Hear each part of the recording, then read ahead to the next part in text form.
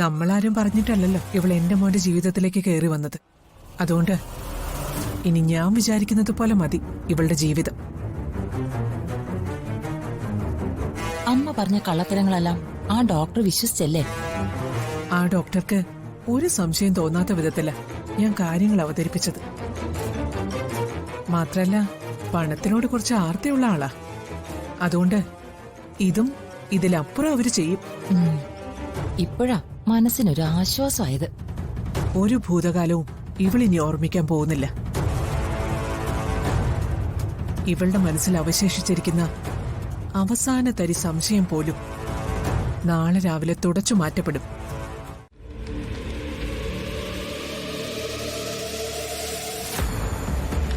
വക്കീലേ, എനിക്ക് തരുന്ന ഈ ഷെയറുകളെല്ലാം ക്ലീൻ ടൈറ്റിലാണല്ലോ അല്ലേ? എന്താ രാജീവ് സാറിന് അങ്ങനെ ഒരു സംശയം? അല്ല, അതിൽ നാളെ വേറെ ഡിസ്പ്യൂട്ടുകളൊന്നും വരാൻ പാടില്ല, അതുകൊണ്ട് പറഞ്ഞതാ. സാറിന് എന്നെ ഇനിയും മനസ്സിലായിട്ടില്ല. ഞാൻ വളരെ സ്ട്രെയിറ്റാ.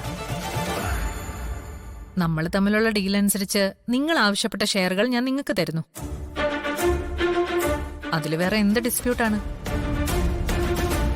സർ, കമ്പനി ആക്ട് പ്രകാരം ഷെയർ ട്രാൻസ്ഫർ അപ്രൂവ് ചെയ്ത ബോർഡ് റെസൊല്യൂഷൻ ഇവിടെ അറ്റാച്ച് ചെയ്തിട്ടുണ്ട്. ഇതിൽ മറ്റു പ്രശ്നങ്ങളൊന്നും ഇനി വരാനില്ല. അതല്ല വക്കീലെ, ഇടപാട് കഴിഞ്ഞതിന് ശേഷം പിന്നെ പഴയ ലയബിലിറ്റീസ് ഒന്നും എന്നെ ബാധിക്കരുത്. അതൊന്നും നമുക്ക് പറ്റത്തില്ല. അത് എഗ്രിമെന്റിൽ ഉറപ്പുവരുത്തണം, അത്രേ ഞാൻ പറഞ്ഞുള്ളൂ. ഏറ്റ കാര്യങ്ങളെല്ലാം ഞാൻ അതുപോലെ തന്നെ ചെയ്തിട്ടുണ്ട്. എന്റെ വാക്കിനും ഒരു മാറ്റവും ഇല്ലെന്ന് സാറിന് ഇപ്പൊ മനസ്സിലായില്ലേ? ഒരു കാര്യം സാർ ഇതുവരെ പറഞ്ഞിട്ടില്ല. ഈ എഗ്രിമെന്റിൽ വെക്കേണ്ട സാറിന്റെ നോമിനിയുടെ പേര്? അതൊക്കെ ഞാൻ പറയാം. ആദ്യം ഇതൊന്ന് ഫൈനലാവട്ടെ. ഇതെല്ലാം ഫൈനലാണ് സാർ. അവന്തിക അസോസിയേറ്റ്സിന്റെ 30% ഷെയറുകളും രാജീവ് സാറിന്റെ പേരിലോട്ട് മാറ്റിയിട്ടുണ്ട്.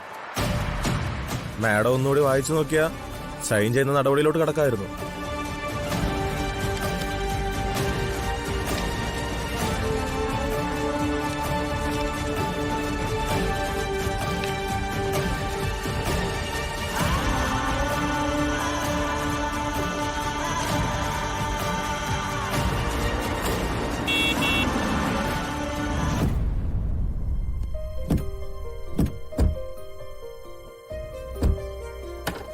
വാ,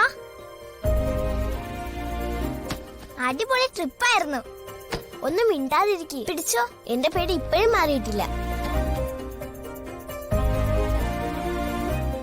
ഇതെന്താ പോലീസ് ജീപ്പ്?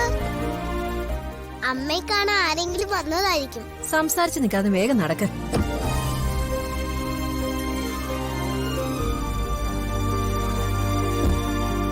ഒരു മിനിറ്റ്.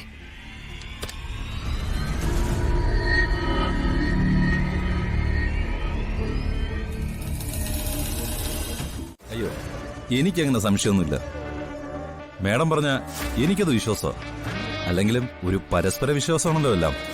എന്നാലും ഒന്നുകൂടി വായിച്ചു നോക്കിയേക്ക്. കൊടുക്കൽ വാങ്ങലുകൾ എപ്പോഴും കൃത്യമായിരിക്കണം. അതാ എന്റെ ഒരു രീതി. അത് പിന്നെ എനിക്കറിയില്ലേ. വക്കീലെ, എവിടെയാണ് ഒപ്പിടേണ്ടെന്ന് താൻ ഇങ്ങോട്ടൊന്ന് കാണിച്ചാൽ മതി, ഞാൻ ഒപ്പിട്ടേക്കാം. ആദ്യം ഞാൻ തന്നെ ഒപ്പിടാം.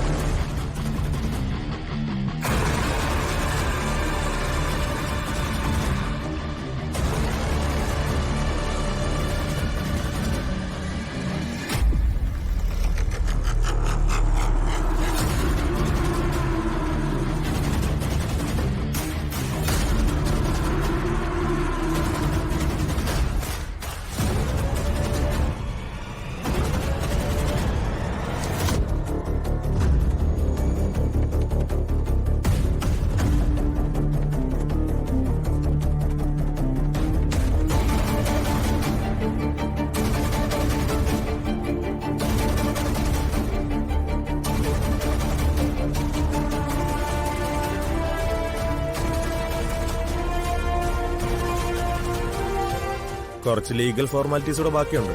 ഒരു 2 ദിവസം. അത് കഴിഞ്ഞ എഗ്രിമെന്റ് ഞാൻ സ്റ്റേഷനിൽ എത്തിച്ചേക്കാം. അത് മതി. എനിക്ക് തന്നെ വിശ്വാസമാണ്. ശരി. ഞാൻ സ്റ്റേഷനിൽ തന്നെ കാണും. താൻ അങ്ങോട്ട് കൊണ്ടുവന്നാൽ മതി. ശരി സാർ. മാഡം, എന്നാ ഞാൻ അങ്ങോട്ട് ഇറങ്ങിക്കോട്ടെ? ആ ശരി, ബാക്കി ഫോർമാലിറ്റീസ് എല്ലാം ചെയ്തോളൂ. ഞാൻ വക്കീലിനെ വിളിച്ചോളാം. ശരി മാഡം.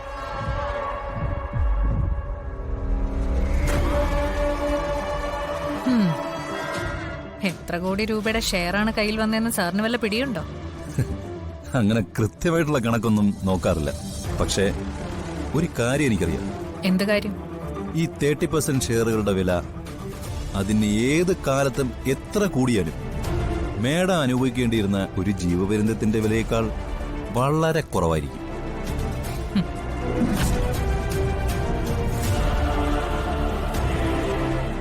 ശരിയല്ലേ?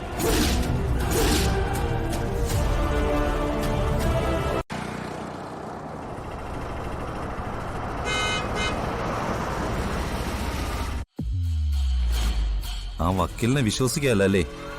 അതെന്താ? പറഞ്ഞതുപോലെ അയാൾ ആ ഡോക്യുമെന്റ്സ് പോലീസ് സ്റ്റേഷനിൽ കൊണ്ടുവന്ന് തന്നില്ലെങ്കിലോ എന്നാണോ? അക്കാര്യത്തിൽ എനിക്കൊരു സംശയമില്ല.